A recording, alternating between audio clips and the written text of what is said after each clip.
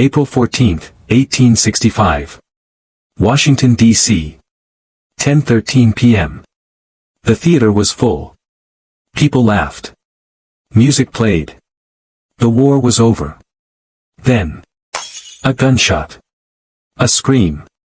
The president slumped forward. Blood spilled down the back of his chair.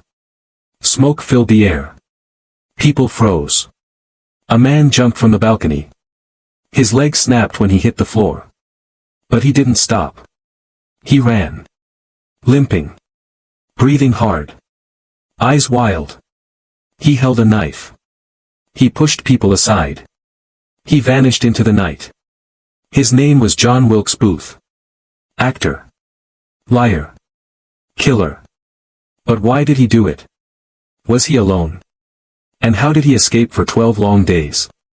This is not a movie. This really happened. The facts are all public. Subscribe to Unbelievable True Story. Because monsters don't live in stories. They live in history. And one day, they might come back. The year was 1865. The Civil War was ending. After 4 long, bloody years, peace was finally near. Men returned home. Families cried with joy. Flags waved in the wind. But not everyone was happy. Some were angry. Some wanted revenge. One of them was a famous actor. His name? John Wilkes Booth. John was 26. He was tall, handsome, and charming. Crowds loved him on stage. He played heroes. Kings. Brave men. But off stage, he was someone else. He hated the North. He hated President Abraham Lincoln. John believed Lincoln had destroyed the South. He believed black people should stay slaves. And he believed violence was the answer. At night, he whispered dark ideas. He met with men in secret. And soon, he made a plan. At first, Booth didn't want to kill. He wanted to kidnap Lincoln. He thought, if I take him, the South will rise again. He gathered a small group. Lewis Powell, a strong ex-soldier. George Atzerodt, a coward with a knife.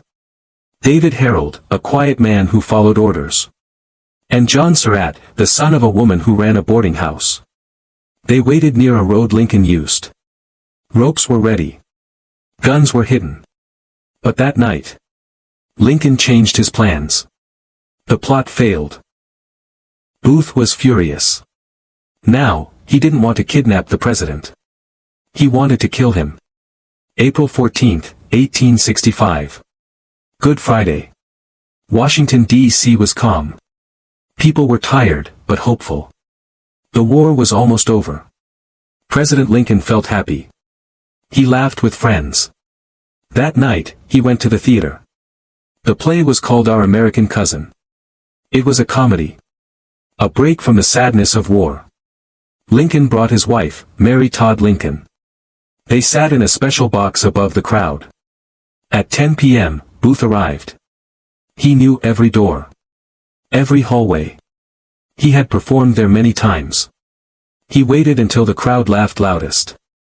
Then, he opened the door. Booth walked quietly. He held a small pistol. He raised it behind Lincoln's head. Bang! One shot.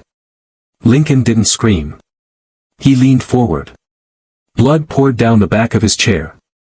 Mary screamed. People stood. But no one knew what happened yet. Some cried. Many felt relief. But not all were satisfied. Some asked. Did he really act alone? Who helped him escape? Why didn't they take him alive? Others said. Good. He didn't deserve a trial. He got what he deserved. But Booth's death left behind a trail of secrets. And his story was far from over. April 26, 1865. Port Royal, Virginia. The sun was not up yet. A quiet farm. A tobacco barn. Inside. John Wilkes Booth. Outside. 26 Union soldiers.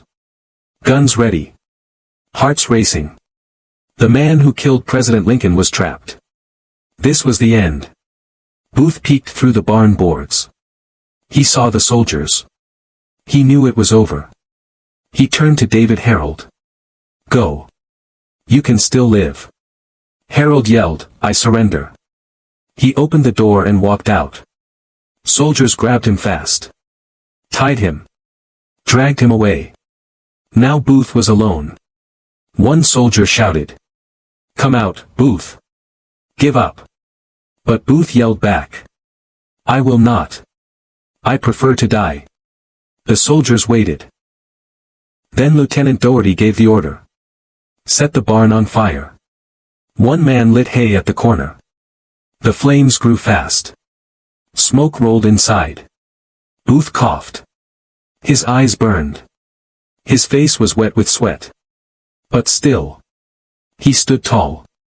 Gun in hand. He looked at the fire and said, I will not be taken alive. Inside the barn. Booth moved toward the door. He raised his pistol. Outside, a soldier saw his shadow. It was Sergeant Boston Corbett. He took aim. His hands were steady. His finger tightened. Bang! The shot rang out. Booth fell backward. The bullet hit his neck. He dropped his gun. He couldn't move. The soldiers rushed in. They pulled Booth out of the burning barn. He gasped for air. His eyes rolled. He was alive, but barely. They laid him on the grass. Smoke filled the sky. Booth could not feel his arms or legs. He was paralyzed. A soldier asked, Who are you? Booth whispered, Tell my mother I died for my country. Then, he asked to see his hands. A mirror was brought. He stared at his arms. They didn't move. He whispered, Useless, useless. It was the last thing he said. A few hours later. John Wilkes Booth was dead. Age, 26. Time of death, 7:15 a.m. They wrapped Booth's body in a horse blanket. They carried him to a boat. Took him to Washington. No flowers. No songs. No mourners. His body was locked in a prison cell. No one was allowed to see it. Not even his family. For years. People asked.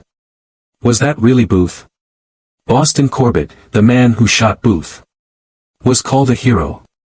People cheered for him. But the army was angry.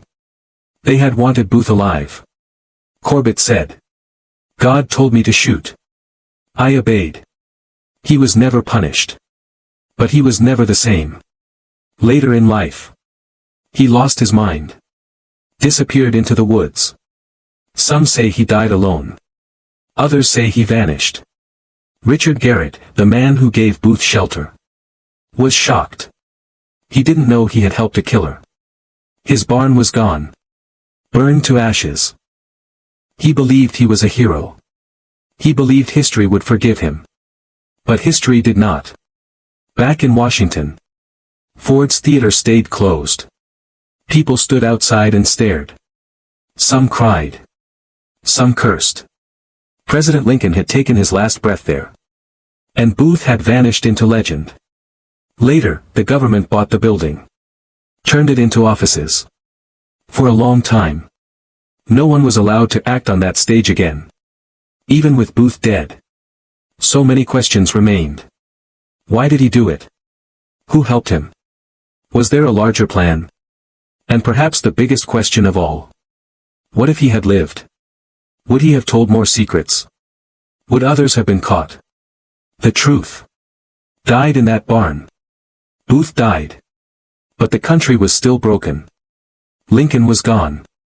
The war was over. But hatred still lived. People wanted more than revenge. They wanted answers. The government prepared for trials. Names were written down. Faces were hunted. Booth's co-conspirators would soon face justice. This is not a movie. It really happened. A young man with charm and hate killed the president. Ran through forests. Died in a barn. All of it, true. All of it, recorded in history. Washington, D.C. April 1865. The president was dead. His killer, John Wilkes Booth, was also dead. But the fear wasn't over. People asked. Who helped him? Was there a bigger plan? Are more attacks coming? Soldiers guarded every street. Newspapers printed wild stories. The government wanted justice. Now. 8 people were arrested. 4 men. 1 woman. 3 others. They were called the conspirators. Their names: Mary Surratt, Lewis Powell, George Atzerodt, David Harold, Dr. Samuel Mudd, Edmund Spengler, Samuel Arnold, Michael O'Loughlin. Some were close to Booth. Others just helped without knowing why. But now, they were all locked in chains. Mary Surratt. She owned a boarding house. Booth had meetings there. She was a mother. She wore black dresses. She spoke softly. But witnesses said Booth hid his guns in her house. He sent messages through her. Did she plan the killing? Or was she just used? The court would decide. Lewis Powell. Also called Lewis Payne. Strong. Tall. Cold. Booth told him. Go kill Secretary Seward. Powell did. He went to the house. Said he had medicine. Then he pulled out a knife. He slashed. He stabbed. He left 4 people bleeding. But Seward survived. Powell ran. Got lost. Came back to Mary Surratt's house. That's where the soldiers caught him. His hands were still bloody. George Atzerodt. Booth gave him a task. Kill the vice president. But George got scared. He drank at a bar. All night. Never pulled his knife. Never went near the vice president. But he was part of the plan. And he didn't stop it. That made him guilty. David Harold. He helped Booth escape. Rode with him for days. Carried food. Asked for help from strangers. When Booth was shot in the barn, David gave up. He begged to live. He cried. But it was too late. He had chosen the wrong side. Dr. Samuel Mudd. Booth came to him at night. With a broken leg. The doctor gave him medicine. Set the bone. Let him sleep there. Then Booth left. Mudd didn't tell anyone for 24 hours. The police asked. Did he know Booth killed Lincoln? Mudd said no. But he had met Booth before. At least twice. Was he hiding the truth? May 1865. The trial started. Not in a regular court. In a military court. Why? Because the crime was an attack on the government. The court had 9 army officers. 1 prosecutor. No jury. No chance to appeal. The rules were strict. The punishments, deadly. Each day, witnesses came. One said Mary Surratt gave Booth binoculars. Another said she knew about the plan. Powell just stared. Atzerodt cried. Harold said nothing. Booth was dead. But his words lived through others. Still, no one knew the full plan. Was Jefferson Davis, the President of the South, involved? Was it revenge for the Civil War? The truth stayed cloudy. Newspapers printed every word. The whole country watched. Some wanted blood. Others wanted mercy. Mary Surratt's lawyer said. She's a mother.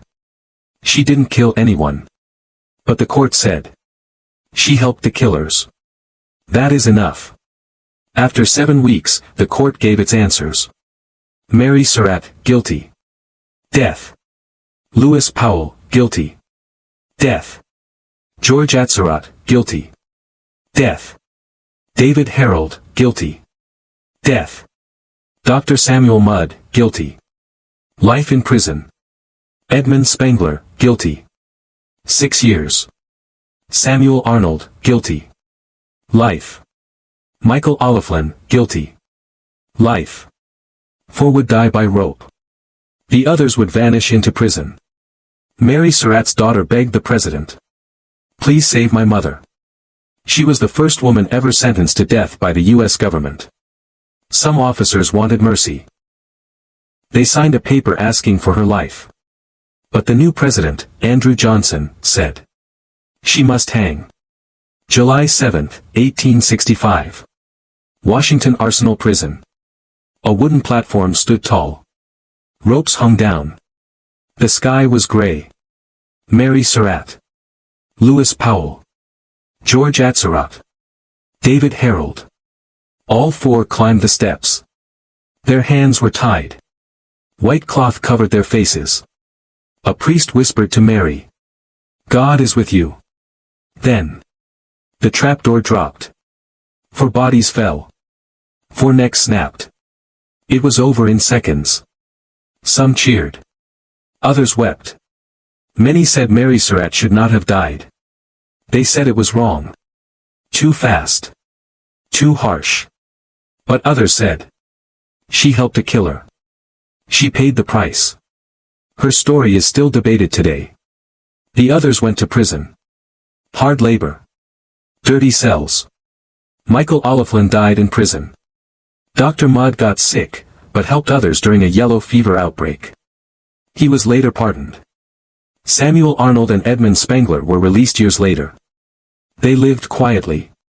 Tried to forget. Ford's Theater became a ghostly place. Some said they saw shadows. Heard Booth's footsteps. Felt Lincoln's sorrow. The boarding house where Mary Surratt lived became a bar, then a museum. But in every corner, there were whispers.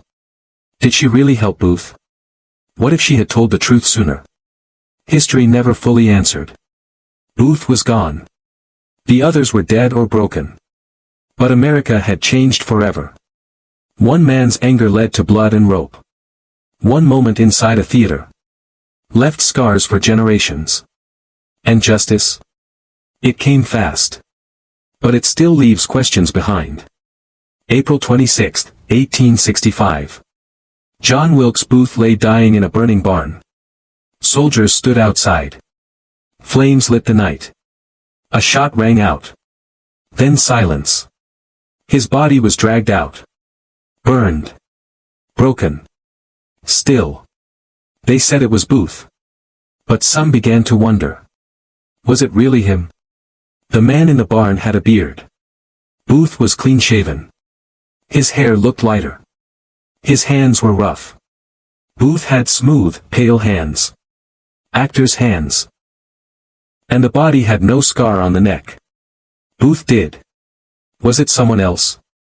In the dead man's pocket, they found a small book. It had Booth's name. It had pages missing. Ripped out. Gone forever. But what was once written there? Was it names? A plan? A truth we were never meant to see? We will never know. Some say Booth had help. From Southern spies. From rich friends. From powerful men who hated Lincoln. A message was once found. It said, Booth must escape. No matter the cost. But no one knows who wrote it. Or where it came from. The truth stayed hidden. Years later, a man in Texas said, I am John Wilkes Booth. His name was John St. Helen. He knew Booth's story too well. He told a bartender, one day, you will hear I was Booth. Then he vanished. In 1903, a man named David George died in a hotel. Before dying, he said, I am John Wilkes Booth. People laughed. But the body was kept. It became a mummy. It was shown in circuses. In fairs. People paid to see it. The man who killed Lincoln. Was it real? Or a hoax? This is a real story. The mummy really existed. The men really said they were Booth. But no proof was ever found. You can look it up yourself. In the 1990s, Booth's family asked for the body to be tested. They wanted to know, was that really Booth in the grave? The government said no. They would not open the tomb. Why? What were they afraid of? Some say Booth escaped to England. Others say South America. Some believe he was helped by a secret group. Some think the government lied. Why? To keep the country calm. To end the story quickly. The war had just ended. People wanted peace. Would the truth cause more chaos?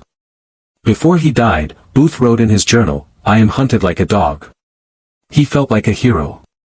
Like he saved the South. But many saw him as a coward. A killer. Was he proud? Was he afraid? No one knows. His final thoughts died with him.